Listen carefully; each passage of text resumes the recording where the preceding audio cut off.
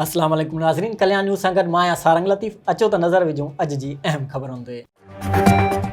मोरो असांजा क़ौमी कारकुन निधणका न आहिनि जो उन्हनि ख़िलाफ़ कूड़ा केस दाख़िल करे हिसाइण जी कोशिश कई वञे। पूरी सिंध में क़ौमी कारकुननि मथां मुख़्तलिफ़ थाणनि ते केस दाख़िल कया विया आहिनि, जिन जी सख़्त लफ़्ज़नि में मज़म्मत करियूं था। अहिड़नि ख़्यालनि जो इज़हार मोरो प्रेस क्लब में डॉक्टर नियाज़ कालानी, पुनल सारियो, आसिफ राहूजो, इम्तियाज़ खोसो, अमीन कलोड़ो ऐं ॿियनि प्रेस कॉन्फ्रेंस में कयो। हिननि वधीक चयो त असांजी क़ौमी कारकुननि हमेशह सिंध ऐं सिंधी माण्हुनि जे हक़नि जी ॻाल्हि कई आहे, पर उन सचाई जे बदौलत असां मथां कूड़ा केस दाख़िल करे हिसाए ख़ामोश करण जी कोशिश कई वई आहे। पर असां सिंध जा सिपाही आहियूं, असां ख़िलाफ़ अहिड़े क़िस्म जा कूड़ा केस क़ौमी कारकुननि जो। हिन चयो त असांजे अॻवाननि तोड़े कारकुननि मथां सिंध जी ख़ुशहाली, तरक़ी, आज़ादी ऐं लाइ जदोजहद जा केस दाख़िल कया था वञनि। हिननि चयो त असांजे अॻवाननि तोड़े कारकुननि मथां सिंध जी ख़ुशहाली, तरक़ी, आज़ादी, अचपे लाइ कयल जदोजहद जा केस दाख़िल कया वञनि त हर सज़ा क़बूल करण लाइ तयारु आहियूं। बाक़ी अहिड़े क़िस्म जा कूड़ा केस असांखे हिसाए नथा सघनि। असां मुतालबो था करियूं त आसिफ राहूजो, अमीन कलोड़ो, इम्तियाज़ खोसो, फैसल मस्तोई, हारून कलोड़ समेत क़ौमी कारकुननि मथां कूड़ा केस ख़त्म कया वञनि। ॿी सूरत में सख़्त एहतिजाज कयो वेंदो।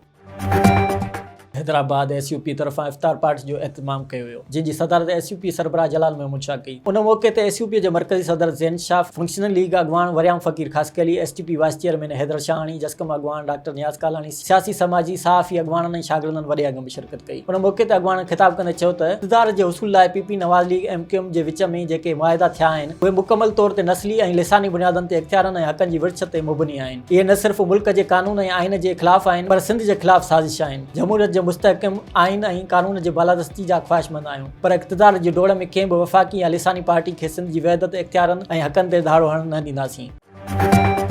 सिटी स्कूल मीरपुर ख़ास वेझो मौजूद गैरकानूनी सिरनि जे बठन जे ख़िलाफ़ कार्रवाई। मीरपुर ख़ास डिप्टी कमिश्नर जी हिदायत ते अमल कंदे डिप्टी डायरेक्टर माहौलियात मीरपुर ख़ास डिवीज़न मोहम्मद सईब ऐं असिस्टेंट कमिश्नर शुजाबाद सलीम अहमद शेख ऐं ॿियनि वास्तेदार अमलदारनि सां गॾु मुख़्तलिफ़ सिरनि जे बठन जो दौरो कयो, जिते बठा बग़ैर कंहिं कानूनी स्टेटमेंट ऐं इजाज़त जे हली रहिया हुआ। जॾहिं त उन खां अॻु हिननि खे केतिराई दफ़ा माहौलियाती कानून ते अमल करण, प्लास्टिक गारमेंट्स, किचिरो वग़ैरह न ॿारणु जे लाइ नोटिस पिणु ॾिना विया आहिनि। अवाम जी शिकायतनि बैदि 4 बठन खे बंदि करण जो हुकुम जारी कयो वियो आहे। अवाम जी शिकायतनि बैदि बठन खे बंदि करण जो हुकुम जारी कयो वियो आहे, जॾहिं त तमामु बठा सिटी स्कूल जे इर्द गिर्द आहिनि, जंहिंसां स्कूल जी इंतिज़ामिया ऐं ॿार मुतासिर थी रहिया आहिनि। जॾहिं त ॿिनि बठनि मां पोल्ट्री फार्म मां निकिरंदड़ गंद किचिरो बि मिलियो आहे, जंहिंसां फ़िज़ाई आलूदगी में ख़तरनाक हद ताईं इज़ाफ़ो थींदो आहे, जेको साह ऐं चमड़ी जी बीमारी जो सबबु बणिबो आहे। दौरे दौरान असिस्टेंट कमिश्नर बठे मालिकनि खे हिदायत कई त हू जल्द खां जल्द माहौलियाती कानून मुताबिक़ एनवायरमेंट प्लान गवर्नमेंट फीस सां गॾु जमा कराइनि। उन मौक़े ते डिप्टी डायरेक्टर माहौलियात तमामु बठा मालिकनि खे हिदायत कई आहे हू सेप एक्ट 2014 जे कानून ते अमल दरामद कनि ऐं नाक़िस मटीरियल बठनि में ॿारण खां पासो कनि त जीअं माहौल खे फ़िज़ाई आलूदगी खां पाक रखी सघिजे।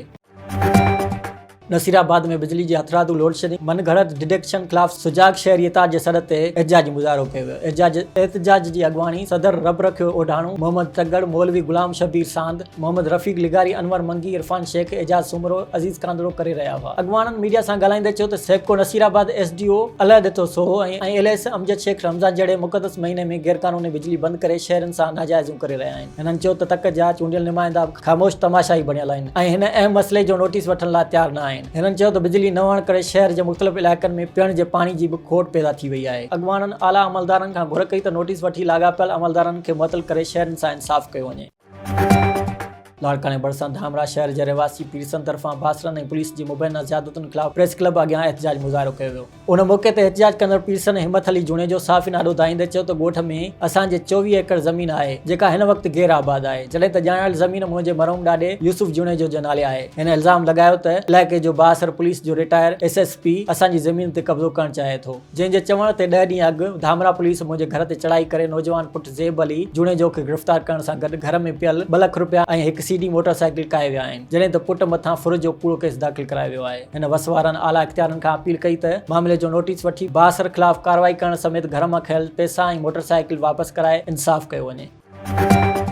हैदराबाद मालवी टाउन चौक ते सिविल सोसाइटी ऐं इलाइक़े वासियुनि पारां बदअमनी ख़िलाफ़ एहतिजाजी मुज़ाहिरो कयो। एहतिजाज कंदड़नि जो चवणु हो त हर आए ॾींहुं चोरियुनि ऐं फुरनि जी वारदातुनि में इज़ाफ़ो थींदो पियो वञे, पर पुलिस अॻूर निंड सुतल आहे। हिननि वज़ीर आला सिंध, IG सिंध, SSP हैदराबाद खां मुतालबो कंदे चयो त क़ासिमाबाद ऐं उन जे आसपास जे इलाइक़नि में चोरियुनि ऐं फुरनि जी वारदातुनि ते ज़ाब्तो आणे इलाइक़े वासियुनि मां ख़ौफ़ ऐं बेचैनी ख़तमु कई वञे। नाज़रीन, ही मौजूद अहम ख़बरूं वधीक तफ़सीली ख़बरुनि लाइ विज़िट कंदा असांजी वेबसाइट www.dailykalyan.com ऐं असांजो YouTube चैनल ऐं Facebook पेज डेली कल्याण।